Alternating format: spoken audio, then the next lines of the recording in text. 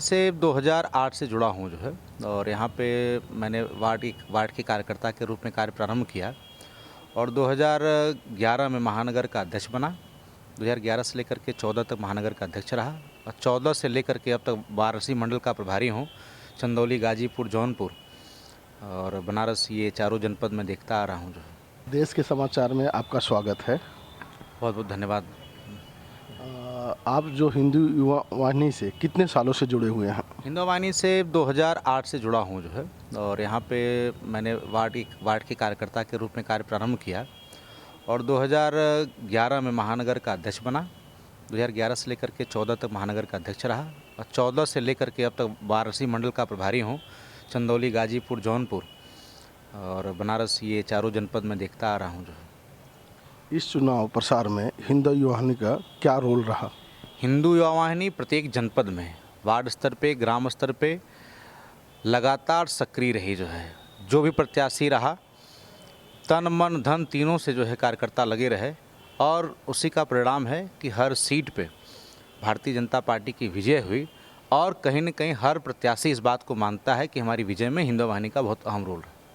योगी सरकार के कुछ कार्यों पर आप प्रकाश डालिए। देखिए, योगी जी ने जिस प्रकार से 2017 में शुभारंभ किया और भारतीय जनता पार्टी का जो मैनिफेस्टो था जो है, उसमें संकल्प पत्र को सिद्ध करके योगी जी ने दिखाया जो है। न भ्रष्टाचार, न गुंडा राज। आपने देखा होगा कि पहली बार उत्तर प्रदेश में चुनाव हुआ जिसमें भ्रष्टाचार का कोई मुद्दा ही नहीं उठा जो है, और गुंडागर्दी जो करते थे उनके ऊपर सख्ती से प्रदेश सरकार ने कार्रवाई की जो है। उसी का नतीजा रहा कि जन जन में जो बाबा का बुलडोजर जो है लोकप्रिय हो गया। हर जगह आप देखे होंगे कि योगी जी की सभाओं में हर जगह बुलडोजर आम जनमानस लेकर के रहते थे जो है। और एक तरफ, दूसरे तरफ जो लोग दहशतगर्दों को प्रश्रय देते थे, योगी जी की कार्रवाई से कहीं न कहीं चिढ़ उनको होती थी और उनके समर्थन में आकर के खड़ा, आप देखे होंगे विपक्ष उन दंगाइयों के समर्थन में, गुंडा जो थे अपराधियों के समर्थन में जो है उस समय विपक्ष के लोग खड़े थे जो है। और योगी जी ने सख्ती से दहशतगर्दों पर जो है कार्रवाई की। साथ ही साथ उत्तर प्रदेश के अंदर बिजली की जो व्यवस्था है, कहा जाता था कि पहले प्रदेश में 5 जनपदों के लिए ही स्पेशल बिजली दी जाती है। 2017 से पहले इटावा, मैनपुरी, कन्नौज और आजमगढ़ जैसे क्षेत्रों को दिया जाता था, रामपुर को दिया जाता था। लेकिन योगी जी ने पूरे प्रदेश को, चाहे मैनपुरी हो, चाहे गोरखपुर हो, बनारस हो, आजमगढ़ हो, चंदौली हो, हर क्षेत्र को उन्होंने बिजली दी। सबका साथ सबका विकास जो भारतीय जनता पार्टी का नारा था, उस नारे के तहत हर क्षेत्र में उन्होंने कार्य किया जो है। क्या योगी सरकार जो 5 साल में कार्यों का फल मिला इस बार? देखिए, जनता ने इस 2022 के चुनाव में ये दिखा दिया कि उत्तर प्रदेश के लिए योगी ही उपयोगी हैं और हर क्षेत्र में जनता ने झूम करके भारतीय जनता पार्टी के प्रत्याशियों को वोट दिया जो है।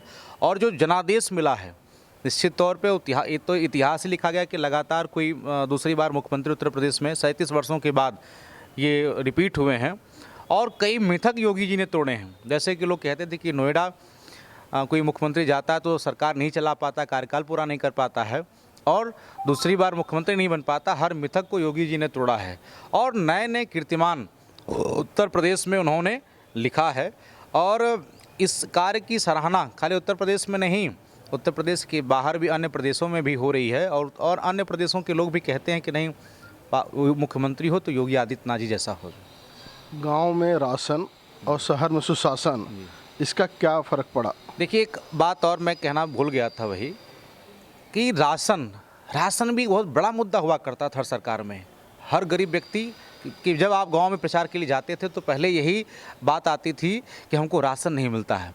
लेकिन इस बार के चुनाव में कोई एक सिंगल व्यक्ति नहीं मिला जो ये कहा हो कि हमको राशन नहीं मिला। सब ने कहा कि भरपूर राशन हमको मिला है। और सुशासन के मामले में हर जगह जो है, अगर गलती अपनों से भी होती तो उसको भी सज़ा है, अन्य भी हैं तो उनको भी सज़ा देने का काम योगी जी की सरकार ने किया जो है। किसी में भेदभाव नहीं किया जो है। और आपने देखा होगा कि आज प्रदेश का व्यापारी बहुत ही अपने आप को सुरक्षित महसूस कर रहा था। एक चीज़ और, उत्तर प्रदेश में कल कारखाने क्यों नहीं लगते थे जो है, सबसे बड़ा सवाल हुआ करता था जो है, क्योंकि उत्तर प्रदेश के अंदर दहशतगर्दी ज़्यादा थी जो है, माफियाओं का राज हुआ करता था। इसलिए कोई भी इंडस्ट्री का व्यक्ति यहाँ पे नहीं आता था। लेकिन जब योगी जी आए, योगी जी ने योगी जी ने जब ये संकल्प दिया कि नहीं हम आपको सुरक्षा देंगे जो है, और जीरो टॉलरेंस अपराधियों पे जीरो टॉलरेंस की नीति अपनाई, और पश्चिम से लेकर के पूर्वांचल से लेकर के हर क्षेत्र के जो अपराधी ढूंढ के थे जो है, जो समाज के लिए विष बन गए थे, वैसे लोगों को उन्होंने पहले कहा, जैसे योगी जी ने कहा कि भाई अपराधी या तो अपनी आदत को सुधार लें या तो प्रदेश छोड़ दें, नहीं तो उसके बाद तीसरा रास्ता है। उत्तर प्रदेश की पुलिस ने उनको तीसरा रास्ता भी दिखाया जो है, यानी कि रोका भी टोका, ना माने तो ठोकने का काम भी प्रदेश की पुलिस ने किया जो है। और इसी नीति के तहत जो है आपने देखा होगा कि देश में उत्तर प्रदेश दूसरा ऐसा राज्य बना जहाँ पे निवेशकों की संख्या बढ़ी है। यानी उत्तर प्रदेश के अंदर युवाओं को रोजगार के लिए, अगर सरकारी नौकरी के बाद अगर उत्तर प्रदेश के युवाओं को अब प्राइवेट सेक्टर में भी संभावनाएं बढ़ रही हैं। जो हमारे साथी, नौजवान साथी जाकर के मजबूर थे दिल्ली, मुंबई और कलकत्ता, सूरत जाकर के नौकरी करने के लिए, आने वाले समय में 2022 से 23 के मध्य में ही वो सारे लोग उत्तर प्रदेश अपने घर पे रह कर के नौकरी करेंगे जो है।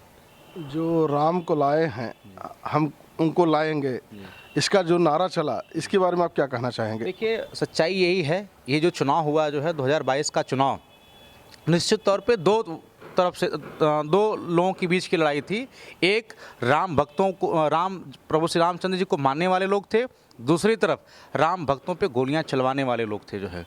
जो लोग बाद में वो भी कह रहे हैं कि ये क्या कि राम को ला रहे हैं, राम भक्तों पे आपने गोलियां चलवाई जो है। आपने राम मंदिर के लिए कुछ नहीं किया। हमारे प्रभु श्री राम आराध्य वर्षों से तंबू के नीचे थे। भारतीय जनता पार्टी ने, योगी जी की सरकार ने, उनके रहते ये निर्णय हो पाया जो है। और आपने देखा होगा कि पूर्व में कैसे इन्होंने हाई कोर्ट को भी अन्य जगहों पे गुमराह करने का प्रयास किया कि उत्तर प्रदेश में अगर राम मंदिर पर निर्णय आएगा तो यहाँ पे खून खराबा होगा। आपने देखा होगा कि किस प्रकार से योगी जी के शासन में निर्णय आया, कोई एक कहीं छोटी सी घटना सामने नहीं आई जो है। तो सुशासन का ही रहा मामला।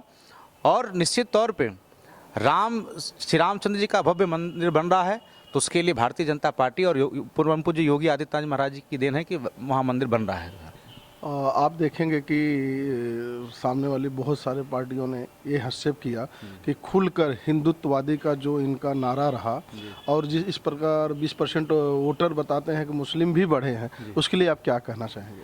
देखिए, निश्चित तौर पे उत्तर प्रदेश में बांट करके राजनीति करने वाले लोग जो है, हमेशा समाज में हिंदू समाज को जब हिंदुत्व की बात आती थी तो उसमें ठाकुर, ब्राह्मण, दलित, अन्य वर्ग वैश्य में भेद किया जाता था जो है। ओबीसी अगला पिछड़ा करके जो है अपनी वोट की राजनीति की जाती थी। पहली बार उत्तर प्रदेश के अंदर 80% सबसे अधिक जो बहुसंख्यक समाज है भारत के अंदर जो है, उसको एकजुट करने का काम योगी आदित्यनाथ जी महाराज और मोदी जी के नेतृत्व में हुआ है। और वो 20% वो लोग थे जो लोग जिन्ना को मानते थे, देश तोड़ने में विश्वास रखते थे, दहशत गर्दी में विश्वास करते थे, अपराधियों को संरक्षण देने में विश्वास करते थे। 20% ऐसे लोग थे जो है, और जिनके बलबूते पूर्व में सरकारें बनती थी जो है। उस मिथक को योगी जी ने तोड़ा है। और बहुसंख्यक समाज की ताकत क्या होती है, ये योगी जी और मोदी जी ने बताई है। और आने वाला भविष्य उज्जवल और होता जा रहा है भारत का जो है। जिस प्रकार से आज आप देख रहे होंगे विश्व स्तर पे जो यूक्रेन जैसा देश जो भारत का विरोध करता था, और वो भी कहता है कि नहीं, मोदी जी अगर चाहेंगे तो युद्ध टल सकता है, मोदी जी से हस्तक्षेप की अपेक्षा करता है। तो भारत की ताकत का ही तो है कि मोदी जी की देन ही तो है कि नहीं, आज यूक्रेन जैसे देश भी जो भारत के दुश्मन थे वो भी आज उनसे भीख मांग रहे हैं, उनसे कह रहे हैं कि नहीं, अब समर्थन मिल जाता, हस्तक्षेप करते तो युद्ध टल जाता जो है। तो भारत की ताकत है, अन्य देशों में भी भारत की प्रबलता बढ़ी है जो है। तो आने वाले समय में ये दिख रहा है कि जब बहुसंख्यक समाज एकत्रित हो जाएगा और जातिवाद से इतर देश के लिए जब सोचेगा जो है, तो निश्चित तौर पे भारत विश्व गुरु के रूप में पुनः स्थापित होगा जो है। सबसे बड़ा ऐसा नहीं लगता है कि जो क्राइम रिपोर्ट कम हुआ और क्राइम पे जो कंट्रोलिंग रहा योगी सरकार का, और इस इलेक्शन में उसका बहुत फर्क पड़ा? जी, भरपूर रहा। व्यापारी वर्ग सुरक्षित अपने आप को महसूस करता था, बहु बेटियां सुरक्षित महसूस करती थी। विपक्षी दल के लोग भी इस बात को स्वीकार करते थे, सपा और बसपा के, लेकिन मंचों पे नहीं बोल पाते थे, क्योंकि मंच पे बोलेंगे तो उनके नेता उनको पार्टी से निकाल देंगे जो है। विपक्ष के नेता भी तारीफ करते थे योगी जी की इस नीति को लेकर के जो है। और इसका भी उत्तर प्रदेश के चुनाव में बहुत बड़ा असर रहा। खास तौर पे महिलाएं भी महिलाएं वो हिंदू हों चाहे मुस्लिम हों, मुस्लिम महिलाओं ने भी जम करके भारतीय जनता पार्टी को वोट किया है। योगी जी के निर्णयों से वो खुशी थी और मुस्लिम क्षेत्रों में बढ़ चढ़ करके योगी जी के पक्ष में और मोदी जी के पक्ष में, भारतीय जनता पार्टी के पक्ष में वोटिंग हुई है जो है। 3 तलाक जो मतलब कानून आया है, इससे क्या प्रभाव पड़ा? बहुत फर्क पड़ा जो है। मैं वही तो कह रहा था कि मुस्लिम महिलाएं भी ज़बरदस्त वोटिंग की हैं भारतीय जनता पार्टी को जो है। और सही में मोदी जी और योगी जी इतिहास लिखने ही आए हैं जो है। कई कुप्रथाएं जो थीं, इस प्रकार की आधुनिक युग में इस प्रकार की प्रथाएं बंद होनी चाहिए जो है। किसी महिला के साथ किसी को अधिकार नहीं कि उसके जीवन के साथ कोई खेले जो है। शादी किया और फिर उसके बाद 3 तलाक कह दिया जब मन चाहे तब, और उनको छोड़ दिया, ये गलत बात है जो है। भारत की संस्कृति के हिसाब से लोगों को चलना चाहिए। जो भारत की संस्कृति है इसमें सरिया वगैरह नहीं चलना चाहिए जो और अन्य देशों में चलता है। यहाँ के भारत की संस्कृति, महिलाओं का सम्मान भारत की संस्कृति में हमेशा रहा है, आगे भी रहेगा। और निश्चित तौर पे महिलाओं का सम्मान जिस प्रकार से भारतीय जनता पार्टी की सरकार में बढ़ा है, जो उनको दर्जा दिया गया है, बराबर का दर्जा दिया गया है, भारतीय जनता पार्टी की सरकार में ही संभव हो पाया है। चाहे केंद्र में जो है मोदी जी की सरकार हो, चाहे उत्तर प्रदेश में योगी जी की सरकार हो, हर जगह समानता की बात की गई जो है और महिलाओं को बहुत अधिकार दिए गए। आने वाले समय में भी और भी कुछ कुरीतियाँ है वो भी समाप्त होंगी। हमारे चैनल में आपका बहुत बहुत स्वागत है। आपका भी बहुत बहुत धन्यवाद, आभार।